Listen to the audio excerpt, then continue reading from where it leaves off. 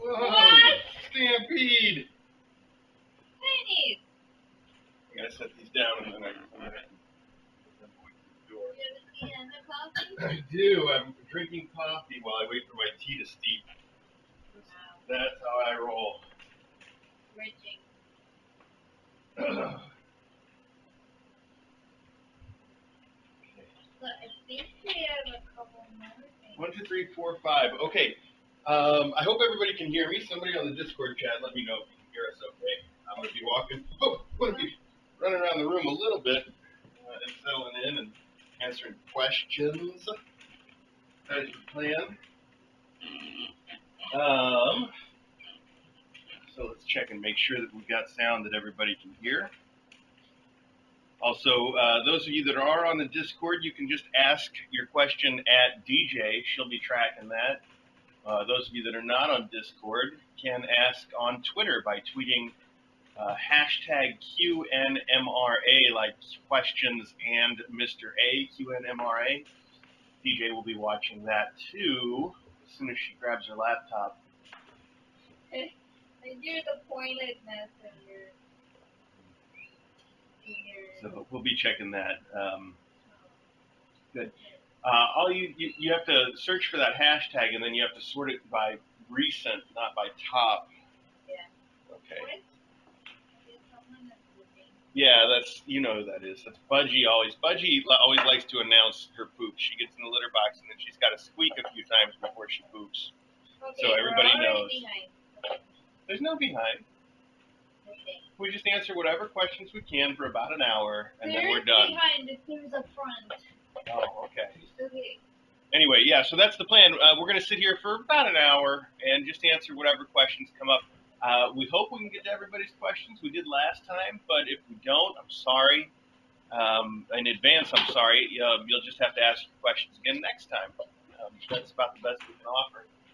I think DJ also has some announcements that we should make before we get rolling, don't you? Yeah. What would you like to announce, DJ? I would like to announce 2 more adoptions. 2 more adoptions of kittens? Oh my gosh. Which kittens are getting adopted? Okay, hang on. Oh, hang on, everybody. You better at announcing. Well, you can tell me and then I'll tell them. You know. No, I don't know. You've got to tell me. What? Which one? Who's adopting that one? Judy is going to Crabapple and Laura. Oh my gosh, Juniper is getting adopted and going to live with Crabapple and Larch. Can you believe that? How cool. That's super exciting. Well, we also kind of want to explain why. I think DJ wants me to say a few words about the fact that On Angel's Wings has a written policy that says they don't adopt cats or kittens to anybody that already has 4 cats or kittens. That's their limit is 4. The Crabapple and Larch already have 2 siblings, which makes 4, and Junie will be number 5. But as with everything, On Angel's Wings is staffed by human beings, and they're willing to listen to your story and make an exception if it makes sense. And in this case, it made sense. Crabapple and Larch, I think they're on Twitter or something, right? Yeah, they're on Twitter. So, yeah, you guys can follow them on Twitter, but they're definitely on Discord. And if I watch the pictures that they post in the alumni spam on Discord, I don't know for sure what they said to On Angel's Wings, but I do know that the pictures that they post on the Discord lead me to believe that Crabapple and Larch have a luxurious lifestyle, and there's plenty of room for a 5th cat there to live in that same kind of luxury. So they're hanging out by the swimming pool and drinking mimosas all day long. I mean, it doesn't get any better than that. Yeah, it's a pretty good life for them, so they should be pretty happy about it. I mean, we're joking, but we're also not. Haha, only serious. The point is that some people can't verify kids pretty well. Yeah, exactly. You kind of have to make your case a little bit on Angel's Wings. Right, On Angel's Wings, assume. I'm going to move over here so that you and I are closer to the same volume level for people. Okay. A little bit closer anyway. Not much we can do about the fact that DJ mumbles, though. If she says anything important, I'll repeat it for you. She doesn't like to be heard on the camera, so she kind of tries to avoid it a little bit. I will ask the questions. She will ask the questions. Okay, so that's Juniper getting adopted and going to live with Crabapple and Larch. What? There's another? What is the other announcement? Eucalyptus and elderberry. You guys listening? They're not. Elderberry's pooping, and Eucalyptus is over here playing. So they've been adopted? Yep. By whom? By Soft White Paws on Discord. Well, we met Soft White Paws and her mom at the Kitten Academy convention. They are cool people. This is going to be a great life for these 2 kittens. I think that was another adoption that came out of KA-Con, and Kaya Cat adopting Fade also came out of KA-Con. Oh, is that public knowledge too now? Kaya Cat? Yeah. It can't be Discord knowledge. Okay, so also Fig has been adopted by Kia Cat. I think it's Kia. Oh, I thought it was Kaya. Oh, now I don't know. Now you've got me confused too. Is it Kaya Cat or Kia Cat on Discord? Either way, they're adopting Fig. So Fig's got an adopter too. This is a great week for adoption news so far. Really, really cool. Also, On Angel's Wings was just saying to us that they think that the 3 new kittens, the burbs here, are the right weight to probably go and get their spay-neuters and also be adopted. They don't have any applications in yet, as far as I know. But you guys should definitely apply for one of the birds if you're thinking that you like them, because we're probably going to try to schedule their spay and neuter for not this Tuesday, but the Tuesday after, which makes it the 21st, I think, something like that. Something like that. Yeah. So anytime after that, they'll be available to be adopted. So get yourself a Thanksgiving bird, maybe. Yeah, Thanksgiving bird. All right. Let's do some cues so we can give some people some A's. Yeah, so I'll put this on the announcements on this board after. Okay. Okay, how do I go about this? Some people asked earlier, should I go? Yeah, good. Hey, this is all your show. You decide. It doesn't have to be fair.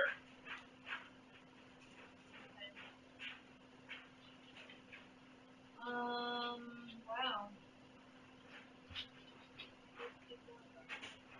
Already been planning their cues in advance? Okay, this is Mez from Australia. Okay, Mez from Australia has a question. Mez Oz on the Discord, I assume? What do adopters who watch the live stream say when they see the K's that are in person? Well, so the question is, what do adopters that have watched the stream say when they see Kitten Academy in person? Well, there's one universal thing that literally everybody says first. I mean, they come into the house and they say hi and they take off their shoes and, all that. But when they see the kittens, they all say the same thing. What is it? What is it? They're so small. They're so small. Everybody says that they're smaller in person than they are on the stream. They're much smaller than you think. And I always respond, of course, with the same joke, which is, well, the camera adds 5 pounds. And considering that these kittens weigh about 2 pounds, the 5 pounds the camera adds really makes a difference. So that is literally the first thing that everybody that comes in says. I haven't heard most of them say too much else. They say all the usual things. You've got a nice house, and that kind of stuff. Yeah, they say that, but I think they're thinking that the house is a lot smaller too. Like everything. Right, the house. Smaller. Right. It's not just the kitten. Wow, you're a lot smaller than I thought, Mr. A. And nobody knows this, but I'm actually 4'2". It's true. It's one of the well-kept secrets of Kitten Academy. But Carrie, when she came over, said something about the ceilings. Oh, well, no, she didn't say that. She said, "Oh my gosh, the house has ceilings." Yeah. Because you never see them in the stream. I mean, I think now that we've switched the cameras up a little bit, you do see them occasionally. But yeah, that was a close-up stream. Right. Well, I was pointing at the floor and stuff. Yeah, I thought that was pretty fun. Everybody was surprised that there was an upper half. Yes, exactly. Yeah, I said we just had that installed for visitors. Normally, there is no upper half of the home. It just ends at about chest height. Gilvin? Gilvin. Y-L-V. Oh, that's Elvin. Elvin? Maybe it's Y-Ivan. I don't know. Okay. I'm going with Elvin, spelled with a Y. And what do they ask? What are the best moments according to you with fostering kids, not counting adoption? Well, I would not count adoption as the best moments. I know I probably should, but adoptions, even though we're in such a good spot, and our adoptions are much better than they used to be. I've said this before. It is still the hard part. The hard part is watching the kittens leave. The best part is when you go into the kitten room and you sit down and all the kittens run up to you and climb on your lap and want to snuggle. That's the best part. Isn't that the best part? That's the best part. There's nothing better than that. Yes. Yeah. So it was a little tough with the trees at first, because you'd go in the kitten room with the trees and they would all kind of hide and ignore you when they first turned up, and that's tough. But I'm happy to say that they've all turned around. The only one that never comes and sits on your lap is Juniper. But if you go pick her up, she's still pretty cool. That I was snuggling with her for a long time this morning. And I think, given some time, I think she'll come around. I think she would make an excellent lap cat, and she'll figure that out. But it was tough at first. But now you go into the room, the main room with the trees, and they do all come and sit in your lap. Some of them it takes a little longer. Like Chestnut is always the first one there. The minute you sit down, Chestnut's on your lap. And ginkgo's kind of the same way, and you get a little bit of that from sassafras and maybe maple too. And then the ones like hickory hickory takes a little longer to come around. Hannah Bananas had a complete change. Like she used to be just like Juniper, like you'd never see her. Now she comes up pretty quickly to get in the lap. She loves the snuggling. She's still a little shy though. If you move too fast or make too much noise, she's out. She's like, I'm out. But that's definitely the best part, having all the kittens come sit on your lap. Thanks, Elvin. I'm going with Elvin. Okay.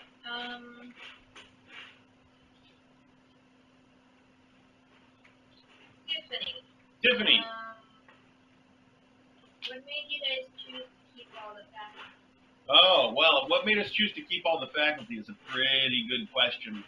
So it's different, actually, because acro I got a long time ago before I ever thought about fostering kittens, and I found acro in the woods. And we put up all the signs, and we called the police department and all the local shelters to say we found a lost cat, and nobody came to claim him, and he was adorable. So I got him fixed, and I kept him. That's how acro came around. Eddie was also before we ever thought about fostering kittens, and DJ was trying to find a new kitten and was looking online and fell in love with Eddie from one picture online, which I know. There were 3 pictures. Oh, I'm sorry, 3 pictures online. You know, we think about that now though, and it sounds ridiculous. I know so many people do pick their kitten that way. You know, they go online, they see a picture, they go to the shelter or the store, they meet him for 5 minutes, and then they take him home. That's exactly what happened with us and Eddie, but in retrospect, we look back at it and we're like, that is a ridiculous way to make a 20-year commitment to a cat.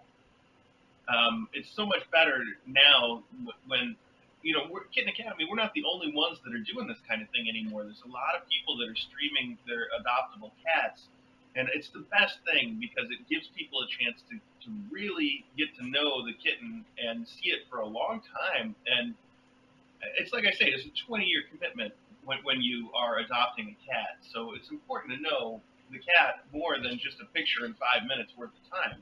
You know, you would not commit to anything else that is in your life for 20 years after seeing a picture in 5 minutes worth of time with it. You just wouldn't do that. And cats shouldn't be any different. So, sorry, I got a little off the subject there. That's how we got Eddie, though, exactly that way that you shouldn't. And it worked out because he's a wonderful cat. He's a little shy, but he loves his life, and we love him. Then Smokey was also before we started fostering. We went to a shelter, a big shelter, and we adopted 2 cats there, actually, and Smokey was one of them. And Smokey has also worked out really well, but was another case of the, hey, we were at the shelter for 5 minutes and met this cat and liked her. They did have a longer process. So they wanted you to come hang out with them. That's true. They wanted you to go home and come back the next day. That's true. Yep, they did. That's exactly what they did. Interviews. Yes, they did. They had a really nice process for being a traditional kind of shelter. A great process.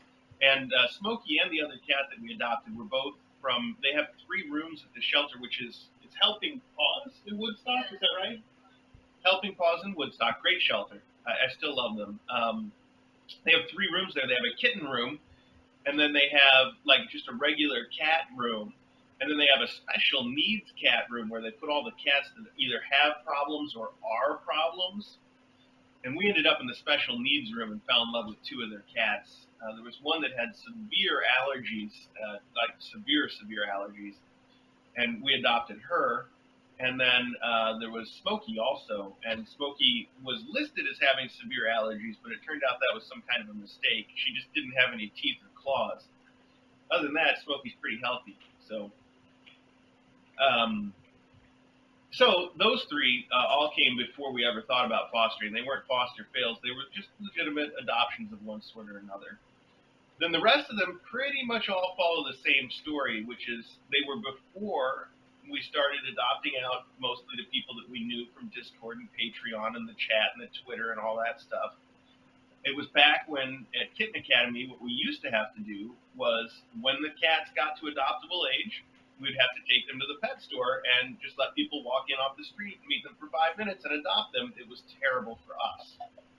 It's not just a bad way for the adopter to get a kitten. it's a bad way for the fosters to say goodbye to a kitten because they know that they're going to somebody that they hardly know. The person's a stranger to them. The person's a stranger to the cat. It's rough. It's really hard to take. So for Ari and for Loganberry and for Custard, they all have pretty much the same story, which is they went to the pet store. They didn't get adopted immediately, and we just couldn't stand to keep bringing them back to the pet store until they got adopted. So we adopted them ourselves. That's it in a nutshell. It happened like that. Yeah. We're so glad that we don't have to go through that process anymore of taking all the kittens to the pet store and just having somebody who met them for 5 minutes adopt them. And it's really thanks to all of you for watching and adopting the kittens and getting the word out and making Kitten Academy what it is today. We probably would not psychologically be able to keep up with doing this if we still had to see these guys go to the pet store and just get adopted that way. And I don't think we would have kept up with it. It's too rough. It's really too rough. Anyway, that was a long answer to a very good question. Excellent question. Tiffany, right? Thank you, Tiffany. Okay, Subi. Subi! Mr. A, what qualities of cats appeal to you the most? Subi, there are a lot of different cat personalities out there, and I think that I've matured enough that I appreciate all of them at different times. A cat like Eddie has or cat like Eddie or Junie. Juniper is a lot like Eddie in her own way. Um, they're wonderful because they take care of themselves. You don't have to worry about them too much. They're not needy all the time, and if you're not paying attention to them, that's just a lot of times that's the way they like it. And then when they're ready, they'll come up and just snuggle all over you and be the most affectionate thing ever, and it feels all the more special. And then you go all the way to the opposite end of that spectrum to a cat like, I don't know, Loganberry or Custard that just, they want your attention all the time. There's nothing, if you don't play with them every day, then you're neglecting them. And it's a little more work, but it's also fun. It's a lot of fun to have a cat that you can just play with all day long. So I think that there's room to appreciate all different kinds of cats. That's my answer for that. I like how cats are super clean. Yeah, well, if you want to compare not just cats to cats, but cats to other animals, definitely, yeah. DJ says that she likes the fact that cats are super clean, and that's really nice. Smell good. Yep, they always smell good. They always keep themselves clean. You don't have to give them baths. You don't have to take them for walks. They don't have to live in a cage like a mouse or a rat or something would almost all the time. They just get to be part of your household. I like that you have to earn their. I think no matter what kind. That's true. No, they do. Dogs are a little more giving in terms of their affection more readily. Yeah. You're saying cats aren't cheap with their affection. You got to earn it. To earn cats' affection. Even the ones that are super affectionate, you still have to they don't do it all the time. They keep you wondering doing enough.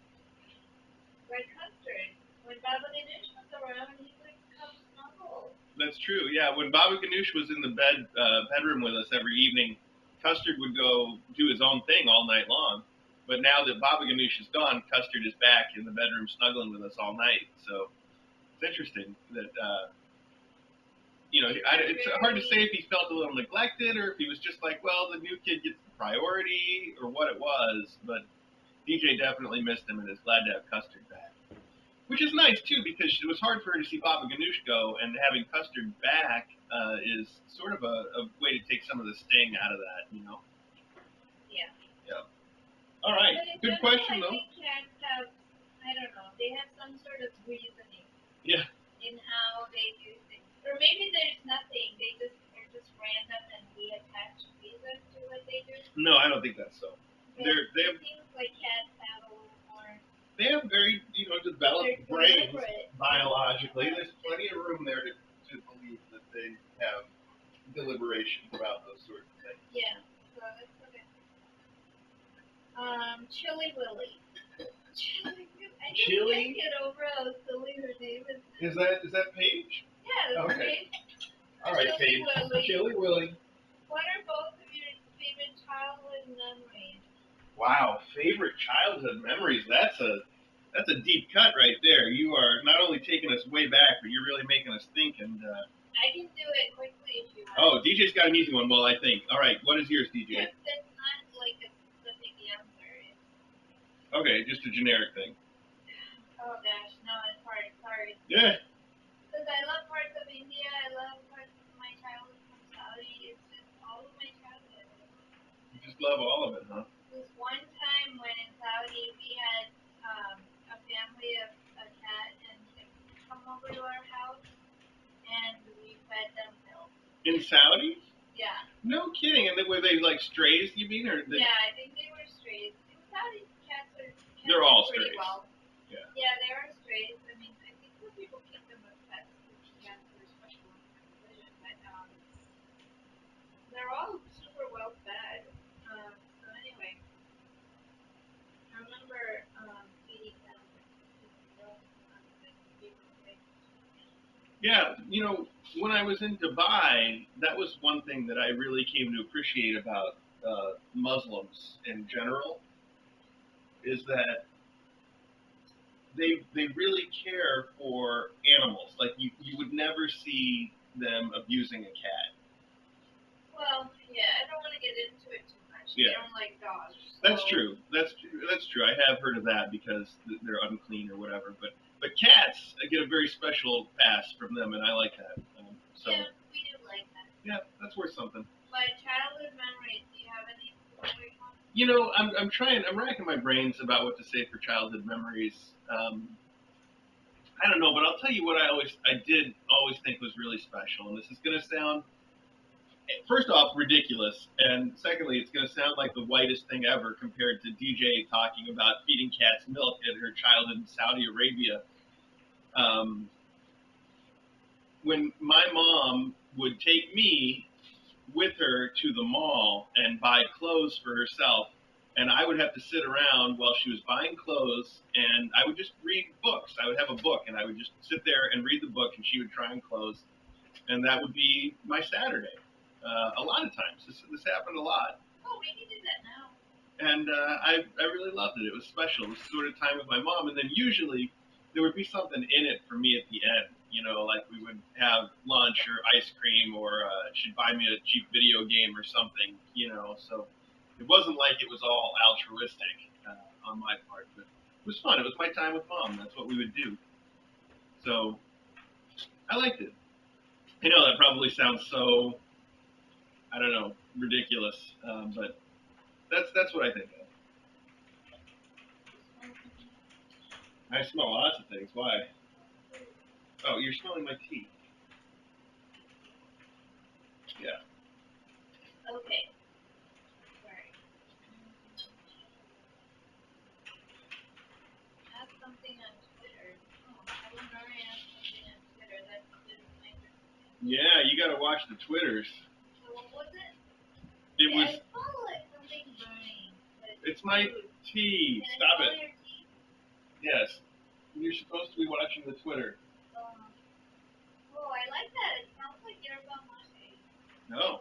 What is the thing that I need to do? Sorry. Okay, search for the hashtag QNMRA, and then when you get it, sort it by sort it by the time instead of by top. Search and then sort. Yes, sort. I just made a word. Yes, I made a word for sorting and sorting. Sort by latest. Sort by. Sort for QNMRA by latest. Yes. That's how you say that. I got it. Did you find it? Yeah. Okay. Oh, these are great. Oh, good. Let's have them. Oh, but there's so many. That's fine. We don't have to do them all. Like I said, pick out the best ones. We'll do them. Pick something good. Oh, I can't do that. Yes, What's you can. your secret for picking awesome names for the kids? That's a question for you. What is your secret? I don't know. I just don't like names that everyone gives for animals. So I don't do like gemstones and flowers. Or Luna. Or Disney characters. I like names that are silly. Like they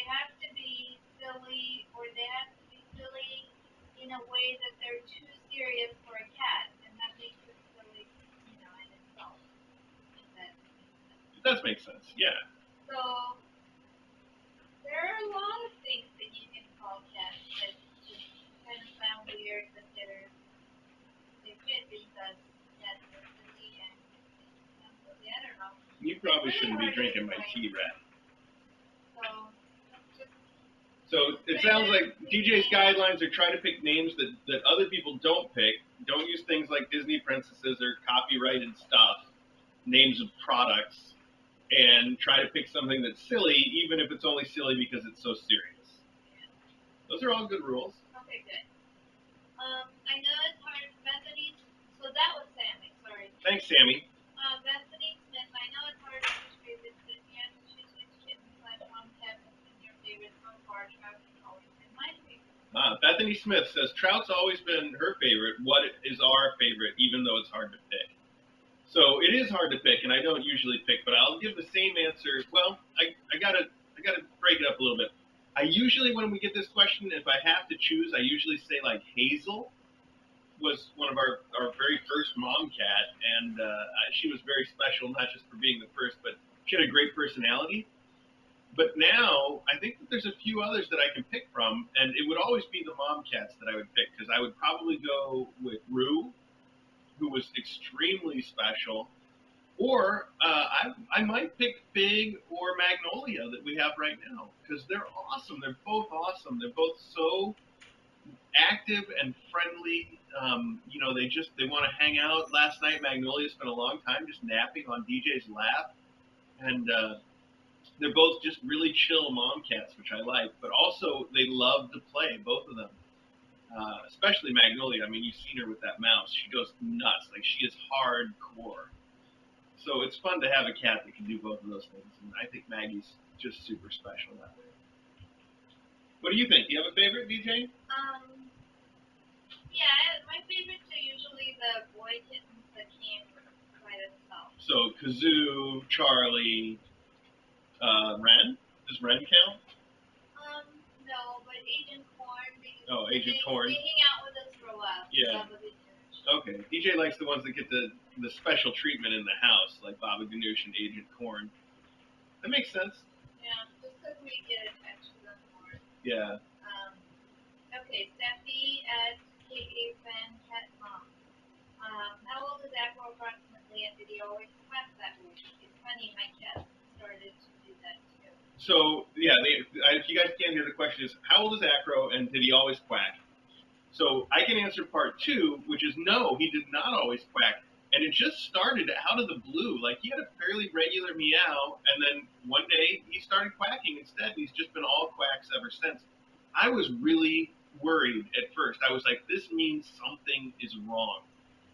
And we took him to the vet a few times, and they just checked him out completely and couldn't find anything wrong. And this was years ago now, and he's been fine. So I guess it's just a thing that happens. I mean, maybe it's like puberty. He finally had his voice change. I don't know what it was. Maybe he fallen sick just before it. Like, maybe, he had like a bit of a viral illness, I think, and maybe he still does his full meow, but he also... Do you think he might have a nasopharyngeal polyp? No? He breathes fine. Yeah, he does breathe fine, but, well, anyway, whatever it is, it's not affecting his quality of life, and it's been that way for years now, and it did just come out of the blue. How old is he now? Is he 9? He's 10. He's 10. So Acro is 10 years old now. Okay, Pat M.M. Turns lanyard. Hi. I like that because she had her lanyard turned Yes, the wrong way. Yeah, so this next question is from Pat M.M. Pat M.M. was one of the people at KACon, and we went up and chatted with her, and the first thing that DJ said was like, I don't know who you are because your name tag is turned around the wrong way. So she's making fun of that now. But Pat M.M., it was great meeting you there. And your question is? Please see Elsie get caught on camera sneaking food from the rest of the faculty. Yeah. Does the rest of the faculty ever try to sneak food from Elsie? Hey, that's a great question, Pat M.M. I hope you could all hear that. The question was that we all see Elsie. You are wasting time. We have all the time in the world. We are not in a hurry here. But then I just read it out loud. Well, okay. I'm just going to pretend that you guys can hear DJ from now on. But the first part does deserve some comment, which is that if you watch after we feed the faculty every day around 3 or 4 p.m., if you watch carefully through the cameras, you can see the door into the kitchen, and every day you will see Elsie stands up and takes the cat food off of the counter after the faculty is fed. She always pulls their bowls off the counter and then licks them clean. And you will notice this. She does it every day. We let her do it because by that point the bowls are practically cleaned out. She just gets a couple licks of the kitten food. It makes her happy, so why not? So the question was, do the faculty ever eat Elsie's food? And the answer is yes, especially Ari. I don't know why. Ari is a huge fan of all Elsie's dog foods. The dry food that we feed Elsie, and sometimes we feed Elsie wet food too, and Ari loves them both.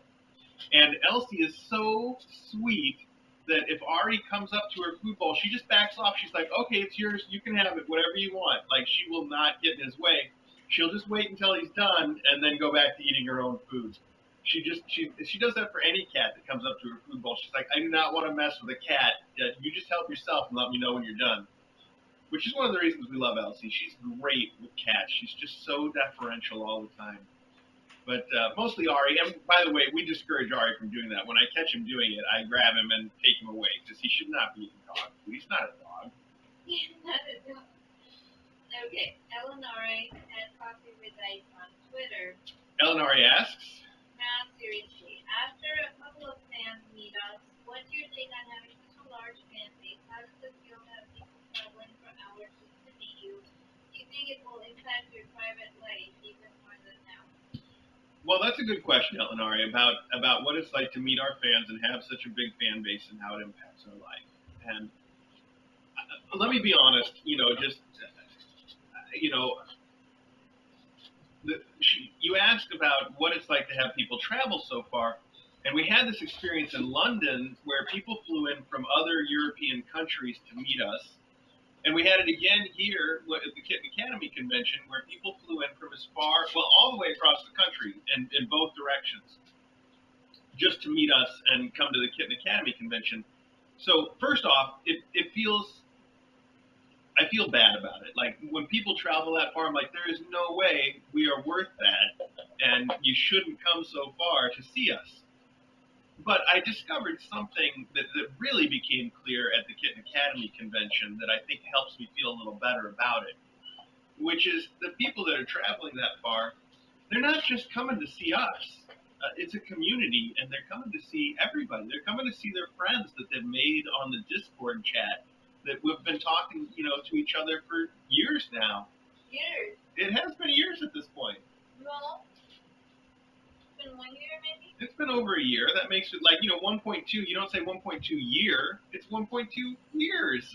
You don't say years when it's just been a year and a half. You do. You do say years when it's just been a year and a half. So, at any rate, years now. At any rate, we've been friends online for a long time, and it's not just us versus the world. It's everybody there is friends with everybody. And when you go to something like the Kitten Academy convention, it's not just to see us, it's to see everybody. And that makes me feel better. When I look at it that way, I'm like, yeah, that's a trip worth making. I can see it. So that's my answer to how I feel about people traveling so far, is I've finally managed to figure out how to get real with it. As far as having such a big fan base, it doesn't, it still feels intimate. I think someday we might reach a point where it feels crazy. And we're at a point now where there's probably a few too many people for me to be as personal as I would like to be with everybody anymore. But it doesn't feel yet like it's just everybody. It feels like it feels like a small group of people that we feel genuine affection for as individuals, and I like it that way. And it probably is not going to stay that way forever, but I hope it does because it's wonderful. You're all great people, and we really love it. So, but my point being, it doesn't feel like we've got a huge number of fans. It feels just about right, like we've got friends. So that's how I feel anyway. How about you, DJ? I feel the same way. I do feel bad that some people traveled from so far away. And Eleonore asked about private life.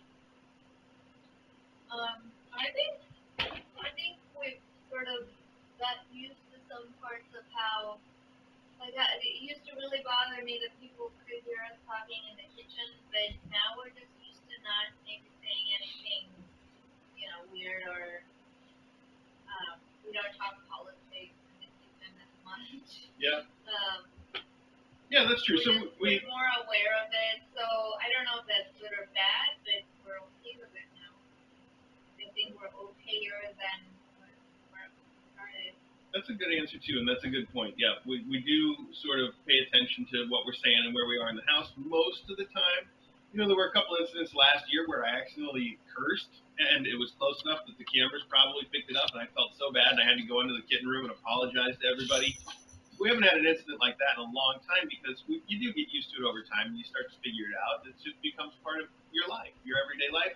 And to answer the question you didn't ask, but probably some people are wondering now, it's worth it. It's totally worth it for us to have to adjust our lives in that way if it means that we find such wonderful people to adopt these kittens. In the end, that's what it's about, and it's completely worth it. So, yep. All right. Thanks, Elinari. What else have we got? Team Ash Scott. Team Ash Scott. What software do you use for KA streaming? Is it Open Broadcast Studio? Okay, Team Ash Scott, that's a great question. We do not use Open Broadcaster Studio.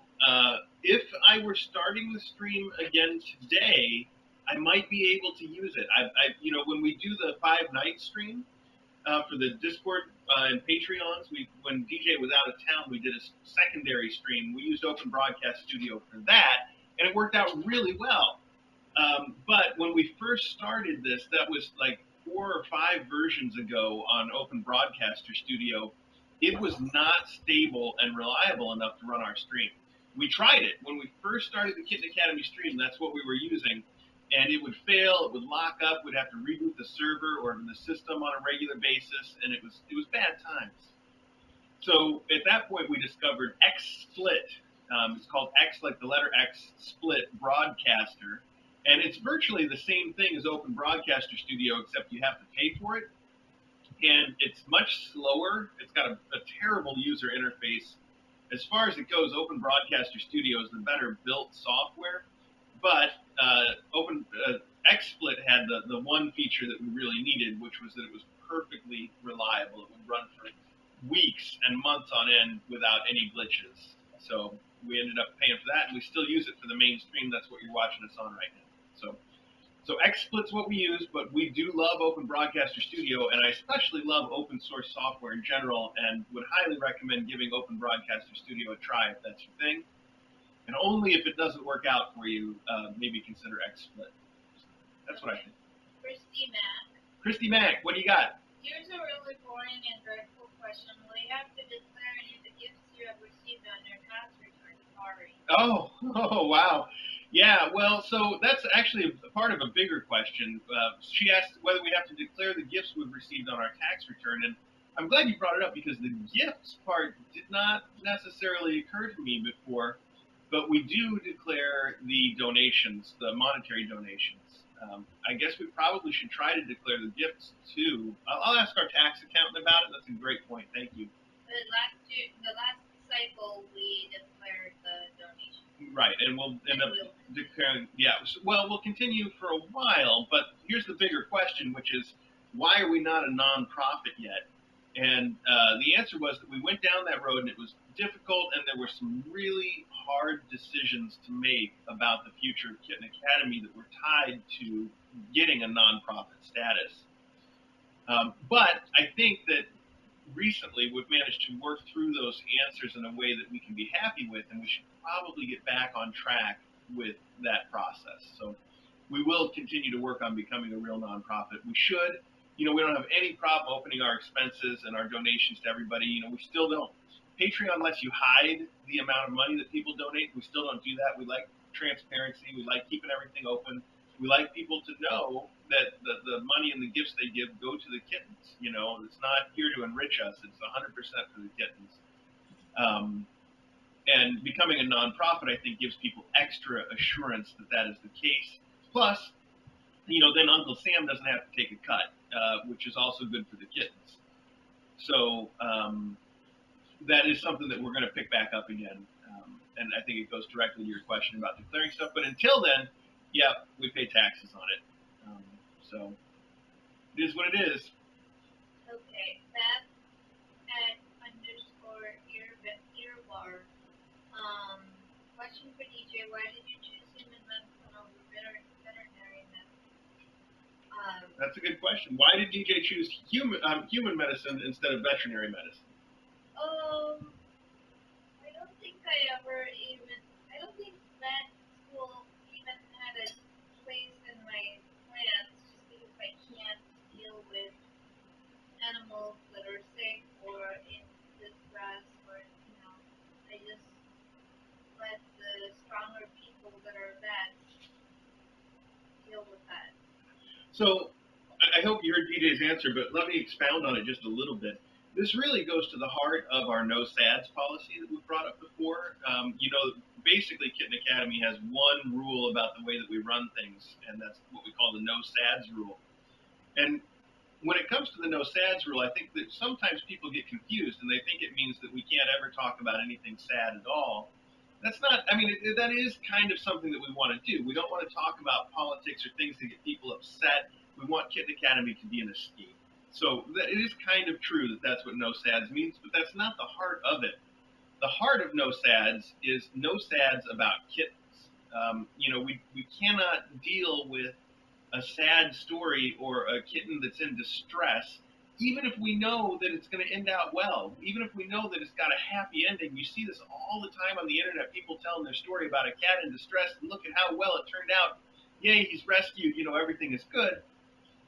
I can't deal with that. I cannot take the sad part, even if I know the happy part is coming. And that's the heart of the no SADS policy. And I think it's also the heart of why DJ couldn't make it as a veterinarian, because that's basically your whole day as a vet. That's everything you deal with. And maybe I'm ruining DJ's future career by putting it this way, but I don't think she feels that same level of empathy when it comes to human beings. She can work on a human being without being distraught, but with a kitten, I don't think it would work out that way. So she's well suited for that position as a doctor, but certainly not well suited for a position as a vet. Maybe it's like little things. I felt the same way when there was. When you were on pediatrics? Yeah, or neonatology, like when I saw. Babies usually turn out fine. We didn't have any problems with babies, but that's just. But you had that same kind of feeling when it came to human babies? Yeah, that could make sense. So maybe it has a little bit to do with how innocent and helpless they are. You don't feel that way about adults, because not only can adults deal with it, but they can also talk to you about it. You don't have to imagine that they're in suffering. You can know exactly what's going on. Yeah. Yeah. At least, communicate with them and try to. Anyway. It's a good question, though. It's a very good question. Vet medicine was never for me, and I think vets are amazing because they do that every day. Yeah, exactly. I couldn't deal with it. Vets, not only vets either. As long as we're giving praise to people, everybody that works in the veterinary field, the techs and the receptionists and stuff, I could not deal with it. I'm not going to tell the story because no SADS, but when I was at Cary Grove the other day, I overheard the receptionist taking a phone call that was just full of SADS.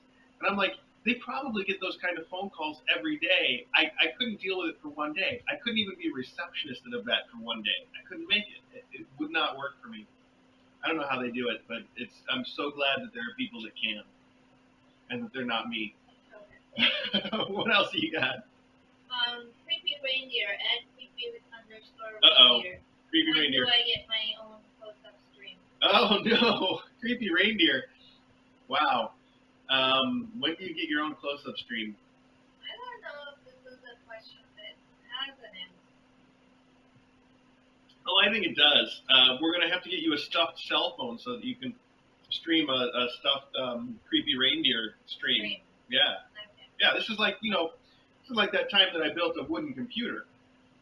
It had a wooden case and wooden CPU and wooden hard drives. And there was only one problem with the wooden computer. It wouldn't work. It wouldn't work. Do you get it? Okay. Sorry. Inca the Kitten. Do you have a favorite cat breed? You know, I don't know if I have a favorite cat breed because we so rarely get to see or deal with purebred cats. I've wanted to because I would. There's just so many of them that are awesome and beautiful, but I've never really been exposed to them because everything we do are rescue cats and shelter cats. So even when you get something that looks like it's some kind of a pure breed, like we had Cha Cha that looks Siamese, she's not really Siamese. She's just got those markings. You know, to be Siamese, you've got to have pedigree and stuff. So we never get exposed to that. But I've always wanted so many kinds of exotic cats, like the hairless Sphinx cats. I think they're adorable. I would love to have one of those. Or what's the kind of cat that Lag Shiga has? Say a Bengal. Those Bengals, oh my gosh, they're awesome. And just everything is so cool. Or a little Scottish fold with those silly ears. I love them all, and they're wonderful. And it's a shame that we never get exposed to that. A shame, but also it's good. You know, people that adopt those kind of cats, they don't end up in shelters, which is good. Sorry. Behind, or the chat is behind. They're just rolling their eyes at your. At my joke. Yeah. Yeah. And Okay. Bill posted a meme with Yuki kind of laughing and then being like, I hope you didn't quit your day job. Okay.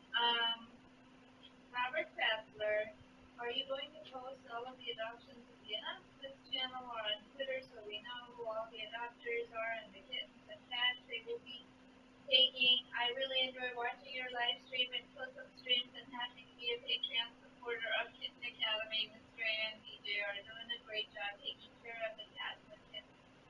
And faculty, I hope this gets read in the Q&A session. It sure did. Robert Fassler, thank you. We are big fans of yours, too. Robert Fassler's been a longtime supporter in Discord chatter, one of the early ones on Discord, actually. And we really appreciate you. So to answer your question about whether we're going to post all the adoptions, we will. We will make an announcement on the announcements channel, if DJ hasn't done it already, on the Discord. No, I'm just going to do it after. Okay, DJ's going to make that announcement as soon as we're done with the Q&A. And then I also will tweet it out when I get the opportunity. And finally, we will make a graduation blog post where we announce all that stuff. And that'll be the real official one. But that'll probably come a little bit later because there's a lot of work that goes into those blog posts. I always like to have a photography session before we do one of our blog posts. That way people get to enjoy the pictures to go with whatever we're trying to announce. So I've got to do that. I got to take some more pictures and edit them and get them out there. I'm excited about that, though. I've changed my photography editing technique just a little bit recently. I always just edited the pictures in Adobe Camera Raw, but now I've moved on to using Lightroom, and it's fun, and it's changing things for me. I think it's making me a little bit better, so hopefully we'll see that improvement over time. Kurtu Valley? Where do you get your daily energy to care for cats? Oh, boy. Where do we get our daily energy to care for cats? It does take a lot of energy, and I feel like sometimes I don't have as much energy as I ought to get it done. But you know what's ironic is, and I haven't been doing this the way I should lately, but I'm trying to get back into it. The more I work out, the more energy I have. It seems backwards, doesn't it? But if I really get into the habit of working out every day for a few months, I feel great, and I've just got all the energy in the world, and I need to get back to that. I think it makes the stream better, it makes the kittens happier, it makes me happier. The problem is it's so hard to do, even when you know that benefit is out there. Okay. Winnie and Gary. Winnie and Gary, what's when up? When are you going to come visit us, Mr. Andy? Oh, no. Aww. That's a great question. Winnie and Gary keep inviting us over to their house, and for some reason or another, we have not made it over there. And I really want to. I wonder if we can work something out during this week, like if they have an open evening or something. Well, I don't know, but this isn't the right place to plan that. But I really appreciate you guys inviting us over there, and I really honestly want to come out. Yeah. We do love you guys.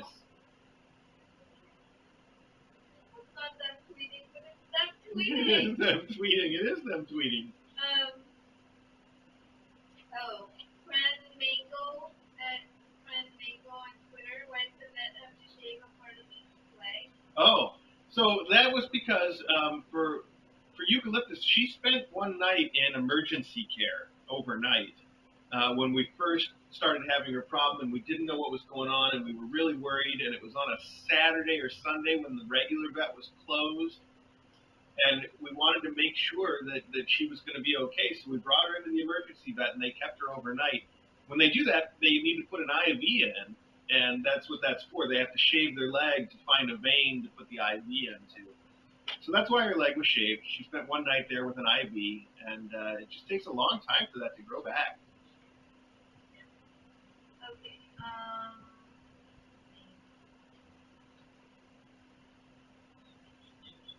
Sorry. That's okay. Well, you look for the question. You know, I don't say it often enough, and I should, that things like taking her to the emergency vet are things that I think that we would do no matter what. But it is so nice, and it's so much easier now that we have support from all of you to do that. That's really what the donations on Patreon are making possible and easy for us. Is things like when Eucalyptus has an issue and the vet's closed, we have to take her into the emergency vet. That stuff is not cheap. If you've ever taken your pet to an emergency vet, you know that they make sure they make their money for doing what they do. So That actually kind of responds to the question. Oh. Pamela Dallaire on Yes. Discord. How much did the vet bills cost you this year? I guess on top of the donation, considering all the overhead. Yeah, it has been a year with an awful lot of vet bills, hasn't it? Pamela, I don't know the number off the top of my head. If you pay really close attention, you know that we kept a spreadsheet where we showed all this stuff, and I have not been keeping up with that spreadsheet in a while. I'm a terrible person. I really should.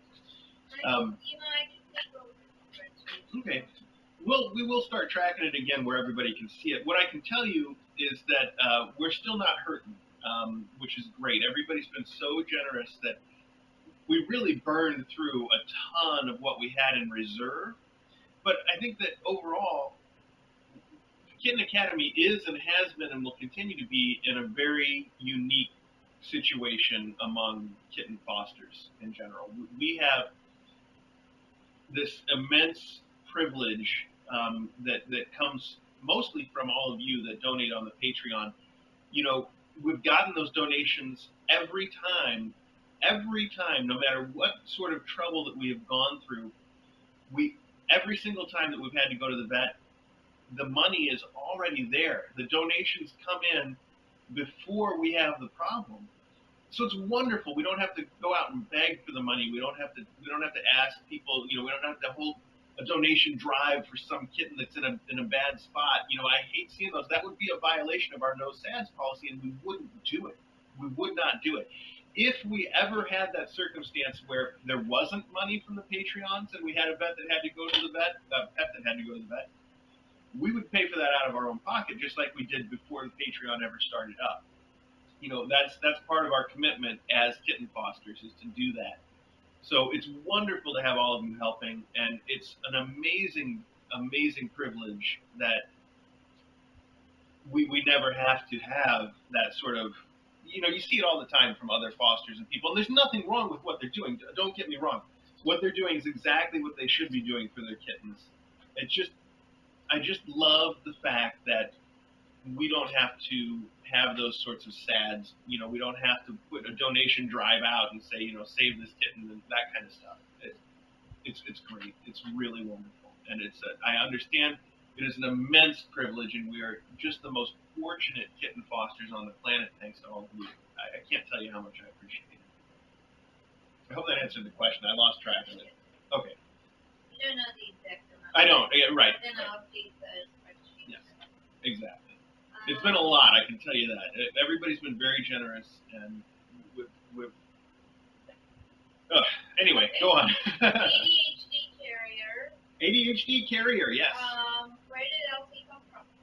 Well, that's actually kind of an interesting story. I feel like I've gone into it before, but I don't mind covering it again because not everybody pays attention all the time to all the questions that we get asked, and it might not have been in one of the Q&As.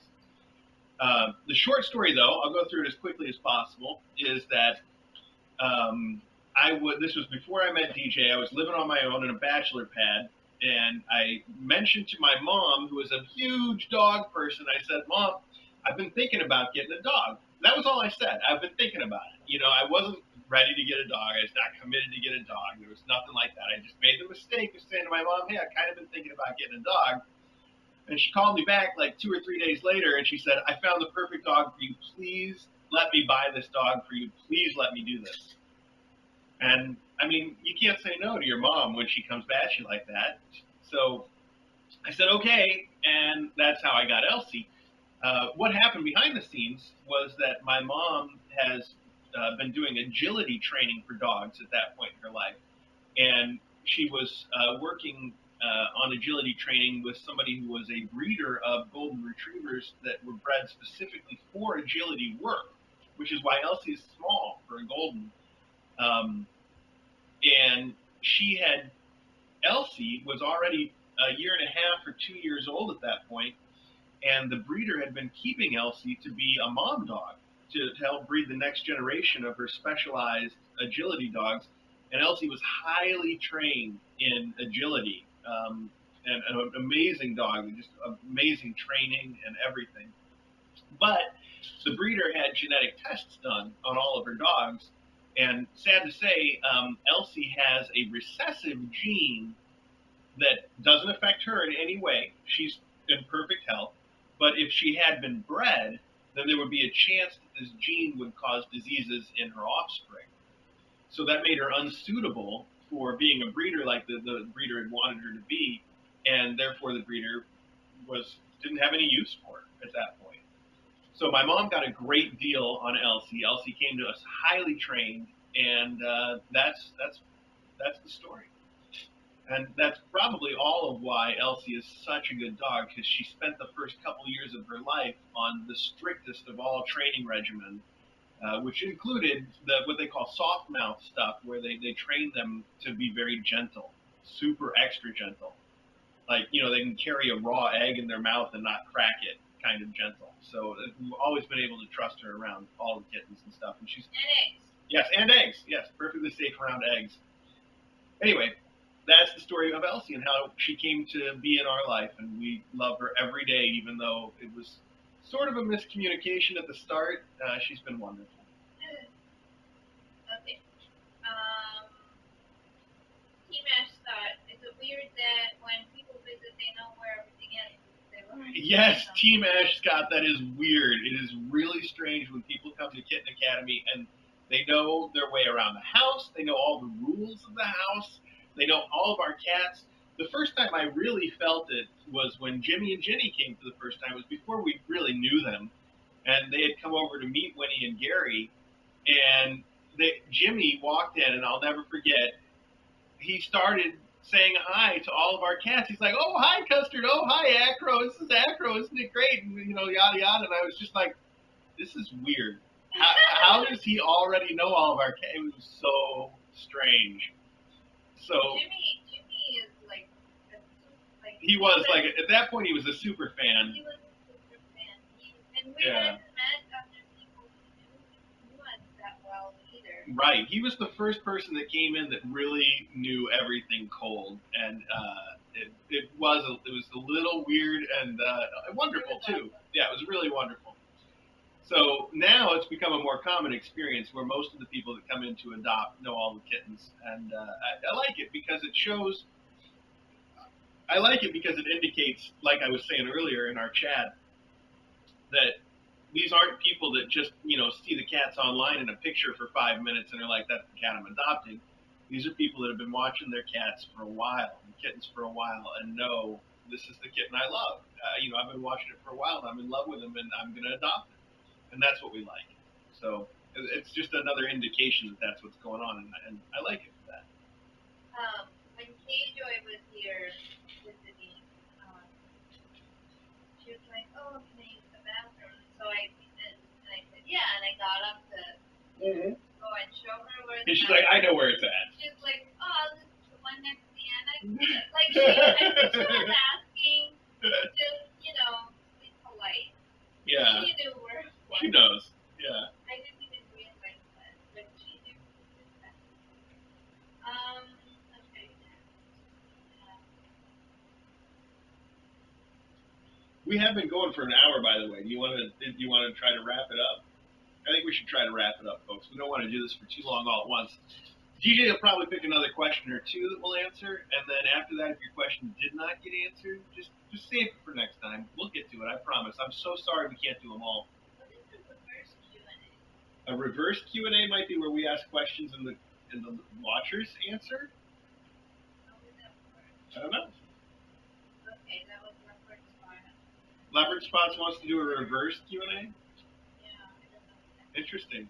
Or maybe that would be a Q&A where we give answers and then people make up the questions to go with them. Yes.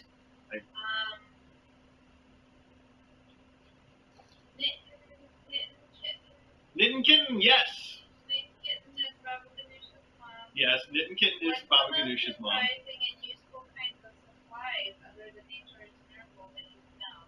Oh gosh, well, so Nature's Miracle is definitely probably our number one recommendation for anyone that has cats. Get the stuff that's in the red bottle that says it's a special formulation for cats.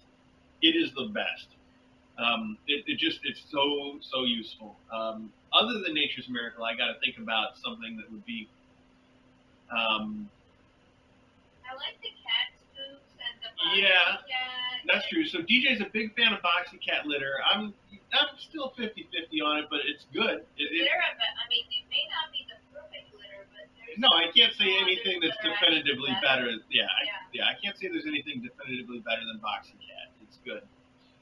But the thing that's better than boxy cat that DJ just said is the litter scoops that we use. We've been through a lot of litter scoops, and these ones are awesome. They're Teflon coated, and it makes a huge difference because you scoop the litter and it just slides right through, and it makes it much faster than any of the other scoops that we've used. If you want to find that scoop, I can't remember the name of it off the top of my head, but if you go to our website, kitten.academy, and you go under Other in the menu, there's a choice there for stuff kittens like. And that's a list of all the things, the cat toys and stuff that we've found are consistently good. And that litter scoop is on that list somewhere. You can find it. There also might be some other answers to that question in that list, stuff that kittens like as far as toys go. There are the toys. Some of the toys are classic. Like this one I'm playing with right now is a classic toy. It's not on the list, but it is a classic one. It's one of the cat catchers. Yeah, you should look it up and add it to the list. This should be on the list. Yeah. Supplies, and I think trifecta. Oh yes, trifecta is one, but I'll tell you, trifecta can be a little difficult to get. Which is to say, we use trifecta to disinfect stuff for the kittens now. It's great, but the only way I could buy it on Amazon was if I bought a 10-pound tub of trifectant. And to make a spray bottle full of trifectant, you use 1 teaspoon for a liter size spray bottle. 1 teaspoon. So just imagine for a minute how many teaspoons are in 10 pounds of trifectant. I have probably 3 lifetime supplies in that one order. But trifectant is really good stuff for supplies. What else is really cool? But Sarah and Tim asked, how long do you think he will run for? Well, Sarah and Tim, I was actually thinking about that the other night. We don't have any plans to stop Kitten Academy anytime. I think we can keep this going for as long as we're able to find kittens to foster. And, as long as it continues to work to get the kittens adopted. If that ever stops working, then there's no point in us doing it. As much as we love the people in the community and stuff, that would probably have to go away before we failed to get kittens adopted anyway. So I don't imagine that we would reach the heat death of Kitten Academy before we lost all of our fans. But fundamentally what we're in it for is to get the kittens adopted. So as long as that keeps working, we can keep doing it. The thing that I was thinking about the other night, though, that's probably relevant to that question is that DJ graduates from med school in about a year and a half, and it's a big part of our plans to move somewhere else for her residency that comes in when that happens. You graduate med school, you become a resident at a hospital, and she's probably going to pick a hospital to be a resident at that is not here. So it's going to be an interesting question that I haven't solved yet. What we do with Kitten Academy during the move. We'll obviously not want to have kittens when the move happens, so we'll have to shut it down a little bit in advance, and then it'll take us some time to get it set back up again on the other side. And I don't know if we just shut it down for that time, or if we find some way to maintain it by, finding a shelter or a foster that we like and having them be Kitten Academy for a few months. I don't know. It's an open question. It'll be an interesting time. But, we'll have a lot of stuff to deal with then. So whatever we do, I hope people can bear with it and, see us return after that's done. But that's still a year and a half away, so nothing to worry about today, folks.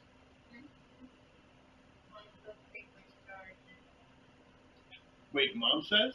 Yeah. My mom says to pick? Yeah. Oh, she's saying that's where we have to move to, Wichita or Kansas City. Yeah, I get it. Okay, well, actually, Wichita has some fairly cool hospitals. I don't know if they've got any residency programs for you, though. Oh, yeah. Wichita also has milder winters, which is the main thing I want, but I think we're going to go for someplace with even milder winters, like Texas or New Mexico or something. Yeah, then we got the summer problem. I don't know. We want to find someplace where it's temperate year-round. That's what we're really looking for. Carrie Ann, would you guys consider having another guest host from Patreon or Discord to sit in on the mailbag or the post on streams and all this time for us viewers?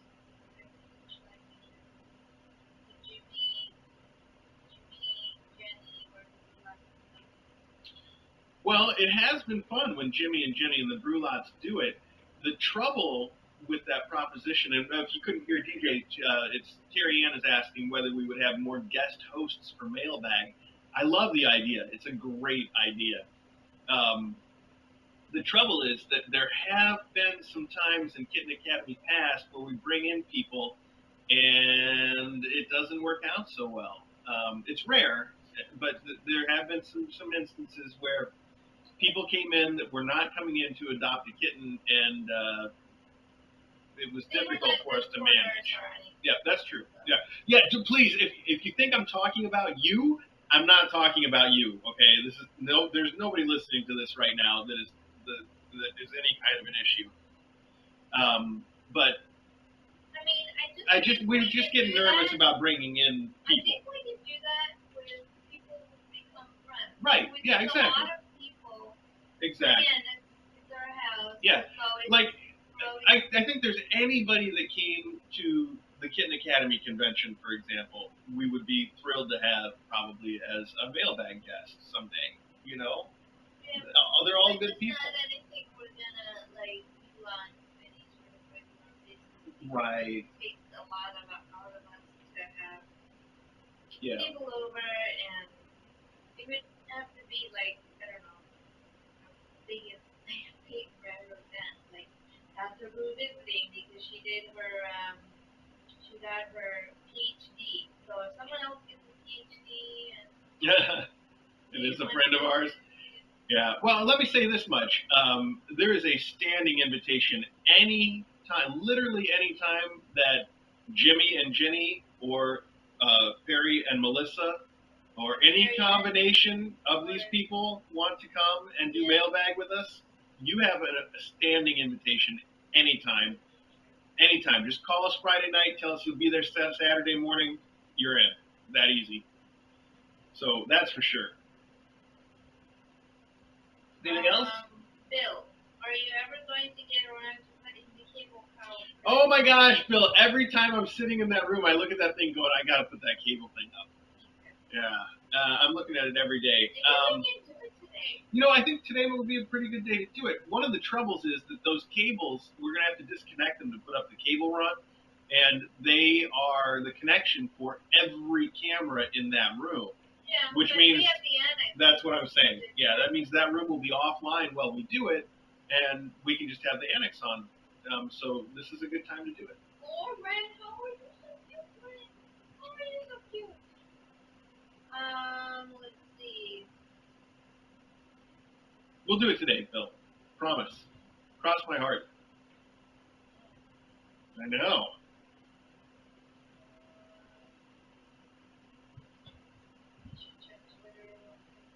All right. All right. I think we're just about to wrap it up. The DJ's going to have one look at Twitter. This is going to be a quick one. You don't have to elaborate. Okay. Really styling. Do you have a favorite theme or color for your Christmas tree? Mine is gold, but this year I'm doing teal and gold. Okay. Prince Cindy says cues. Okay. Joyce asks, what type of food does Smokey like to eat? You know, Smokey eats the same food as the faculty, and she just eats regular kibble despite the fact that she has no teeth.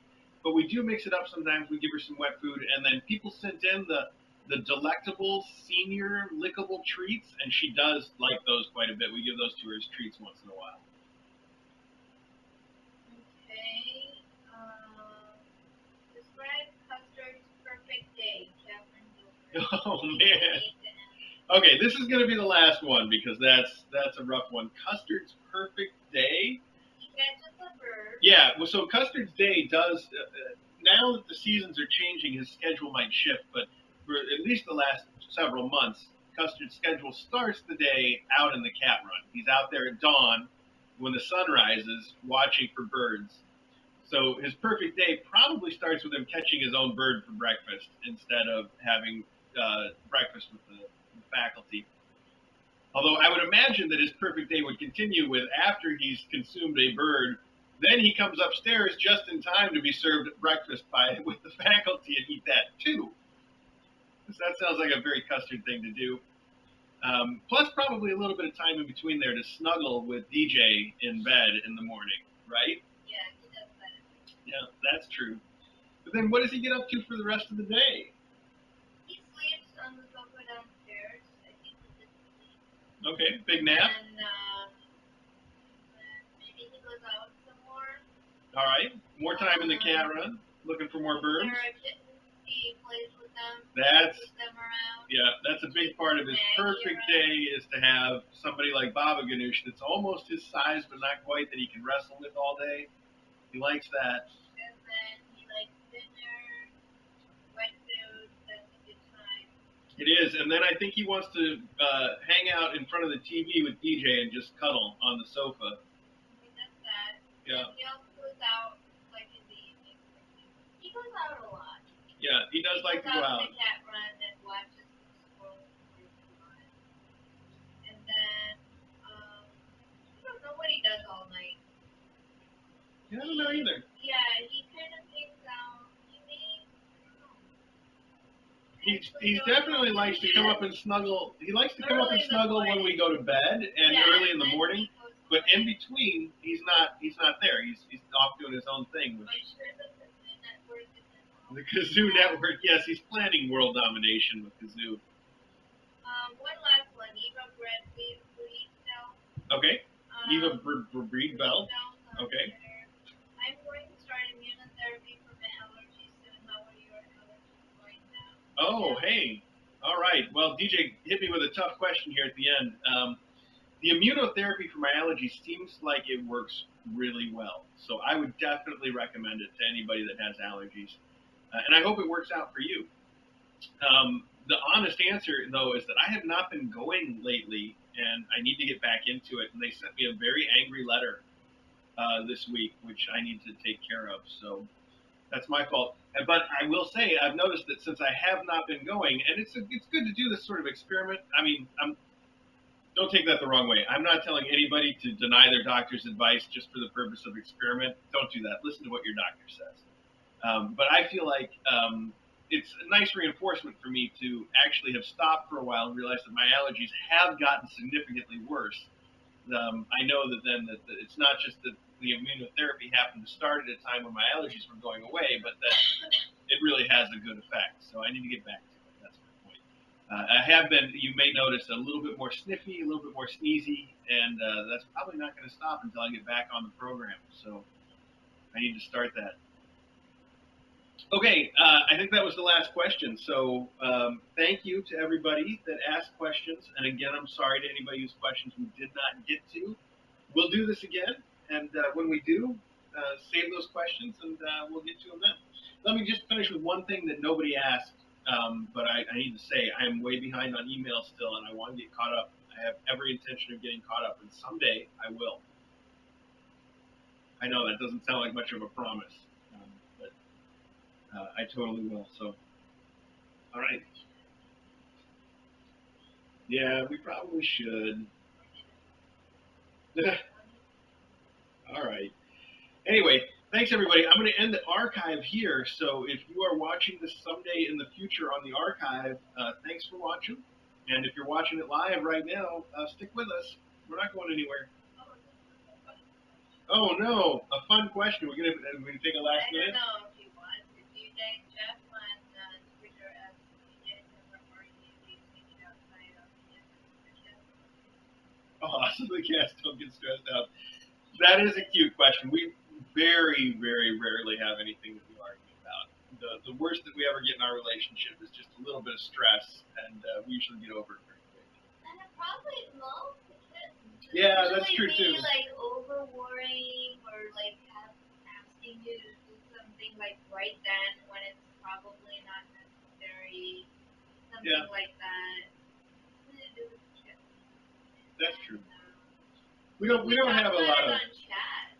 Yeah, that's true that too. Way, nobody hears it. Yeah, well, that is another thing too. Is DJ and I are both kind of introverted people. I guess maybe is the word I'm looking for. I know sometimes I say that and people are like, "Haha, no, you're not."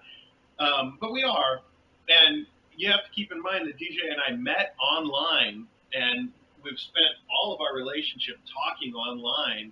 And so when we do have something that we want to have a serious conversation about, usually, regardless of anything to do with Kitten Academy, the thing that's most comfortable for us is to get on our respective computers and talk it out in text, where we both feel a little bit safer and more comfortable doing that. And I think that's been good for our relationship, and it really works out in this case because we don't have to have our arguments where people can hear. So that's the real answer, and that's a really good question, I think. So usually when there's something like that we do want to have an in-depth discussion about, it happens online, and that's what we're both pretty cool with. And I would recommend that to anybody. If you are in a relationship and you're that kind of person that finds that more comfortable, you don't have to feel guilty about doing that. You don't have to feel like, oh, I'm such a nerd, or, real people wouldn't do this. They would. It's an excellent technique for having a great relationship. Just do what makes you feel comfortable. However you communicate, it works. As long as you're communicating, that's the important thing. Okay, now I'm getting into the archive. So if you are watching this in the future, that was really it. Thanks, everybody. Thank you.